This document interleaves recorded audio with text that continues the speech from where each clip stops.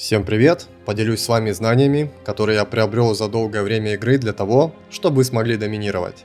Когда вы бежите и не хотите терять темп бега, но вам нужно посмотреть, что происходит сзади вас, вам нужно подпрыгнуть и во время полета развернуть быстро камеру назад, а потом вернуть ее обратно.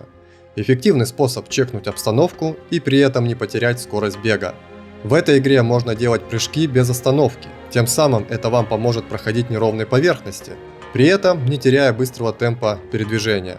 Данная механика частично похожа на прыжки из игры Counter-Strike 1.6. В игре The Forever Winter такой способ передвижения работает только в прямом направлении. К сожалению, делать полностью управляемые прыжки во время полета персонажем во всех направлениях не получится, так как нужно учитывать особенную инерцию движения.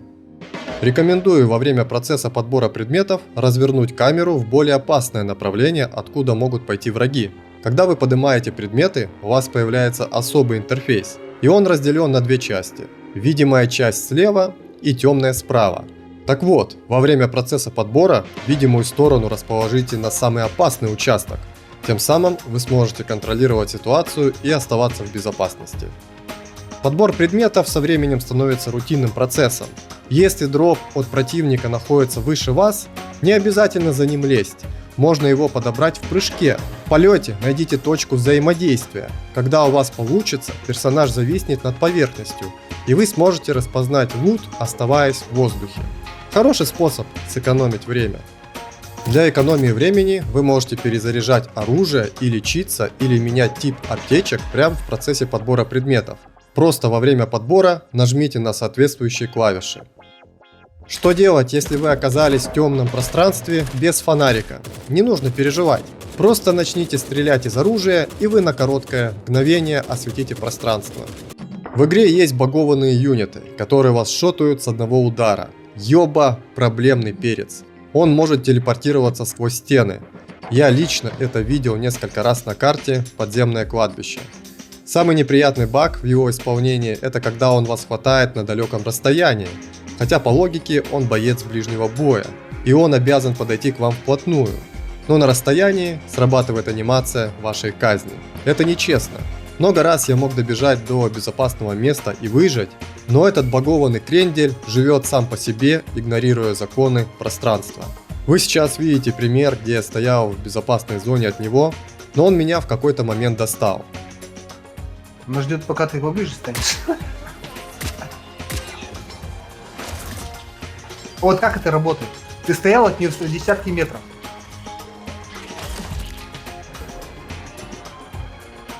Если вы видите, что он встал и стоит, не двигаясь долгое время на одном месте, то это тревожный сигнал, так как он может в любой момент телепортироваться. Следующий юнит – маленький мех европейцев. По сути, он не опасен, но как-то раз я пробегал мимо него в 2 метрах, и он меня шотнул. В этот момент он воевал с киборгами и атаковал их с кулака. Получается, он бьет землю, и у этой атаки есть радиус нанесения урона. Поэтому лучше в такие моменты от него пробегать на более далеком расстоянии. Совсем недавно я для себя узнал, что когда вы прокачиваете таланты персонажа, то затрачиваемый опыт идет в общий зачет для улучшения следующего уровня престижа. Раньше я думал, что если качаешь таланты, то они отнимают опыт, который потребуется для нового престижа. Но я ошибался. Смотрите, есть 3 параметра. Первый – количество опыта, которым вы сейчас располагаете. Второй – весь опыт, который вы получили. А третий – нужное количество опыта для улучшения престижа. Качайте смело таланты на любом этапе прокачки персонажа, и ваша эффективность возрастет. Теперь поговорим о тактике боя. Вражеские отряды часто ходят цепочкой. Юниты выстраиваются друг за другом. Если вы хотите убить их быстро и при этом сохранить как можно больше здоровья, то вам нужно занять позицию в прямом направлении к врагам, и тогда у вас все получится. Если вы вступаете в бой в заведомо невыгодной позиции и врагов вокруг вас много, то можно попробовать стрелять по ним всем сразу. Во время стрельбы быстро вводите прицел по врагам. Суть в том, что враги будут получать стан, и во время стана они не смогут стрелять. Пока враг стоит в стане, вы возвращаете прицел на того, кто выходит из стана. Этим способом вы минимизируете входящий урон по вам, и у вас появится возможность постепенно расстреливать врагов. Главное, чтобы патронов хватило. Как эффективнее стрелять на ближней и средней дистанции? Заметил, что на всех дистанциях до врага многие игроки используют только точное прицеливание. Это когда вы смотрите в видоискатель прицела. На дальней дистанции это эффективно, но вот на ближней и средней дистанции вы создаете себе трудность. Когда враги к вам подошли вплотную, то таким прицеливанием вы ограничиваете свою маневренность. Скорее всего, во время движения вы упретесь в текстуру из-за ограниченной видимости, и у вас не будет четкого понимания, сколько врагов перед вами и как они двигаются. В данной ситуации лучше стрелять без прицела или использовать обычный режим прицеливания. Обзор происходящего должен быть на первом месте. Вообще, в идеале учитесь быстро переключаться между разными режимами прицеливания. В этой игре можно аккуратно расстрелять вражеский отряд и при этом не быть обнаруженным. Для этого вам нужно с первого патрона четко попасть в голову противнику. Тогда оставшиеся бойцы отряда вас не заметят.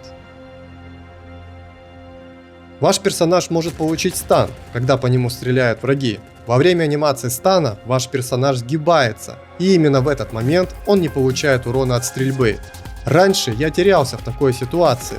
Начиналась паника, так как не было возможности бежать и стрелять. Рекомендую в момент стана, пока вы на короткое время неуязвимы к урону из выстрелов по вам, нужно успеть переключиться на большую аптечку и в зависимости от ситуации не пытаться сразу бежать, как мы обычно делаем, отдать ответный огонь. Частенько для выживания такие действия более эффективны. Ваш рюкзак случайным образом может отразить урон. Этим можно пользоваться, когда убегаете от врагов или если вы вступили в бой и вам некуда отступать, то можете развернуться к врагу спиной и попробовать перезарядить оружие и восстановить немного здоровья. Данный способ ненадежный, тут зависит многое от удачи и бога рандома, но иногда выручает. Обратите внимание на загруженность вашего рюкзака. Когда ваш рюкзак налегке, то вы разгоняетесь до максимальной скорости бега быстрее. А когда он загружен, процесс разгона становится медленнее. Учитывайте этот момент, когда враги близко, а то можете не успеть убежать. Новым игрокам советую брать в экспедицию тактическую камеру. Она позволяет видеть врагов через стены, и поставьте глушитель на оружие, чтобы при стрельбе к вам не бежали враги со всей карты. С этими предметами вы себе существенно облегчите игровой процесс.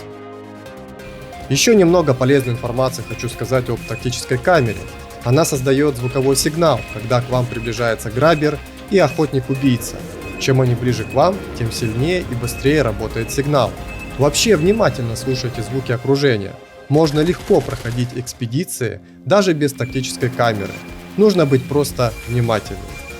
На карте «Замерзшее болото» на данный момент можно получить больше всего опыта для прокачки престижа и денег. Вам нужно обязательно взять квест «Чистое небо». Плюс дополнительно можете взять квест «Лом для скавров. Часть 2» и квест «Волны данных».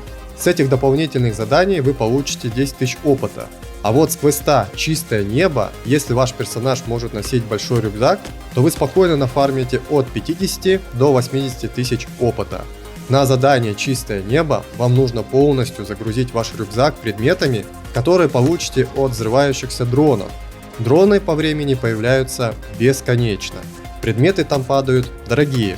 Еще вы можете пойти в пати на этот квест, и ваш напарник может активировать вторую вышку. Тем самым тот, кто запускает карту, а именно является хостом, то он будет полностью получать с двух вышек опыт от взрывающихся дронов. У меня на канале есть прохождение данных квестов, заходите, смотрите. Как быстрее прокачать оружие? Для этого есть подходящие карты, у всех свои предпочтения. Но мне для этого процесса нравится карта Металлосвалка Nexus.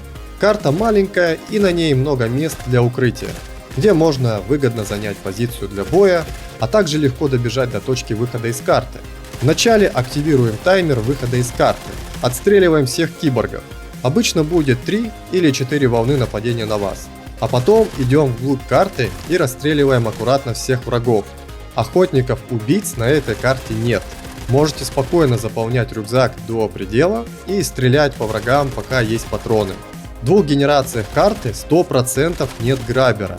Граббер может появиться только в ночной карте, и то не всегда.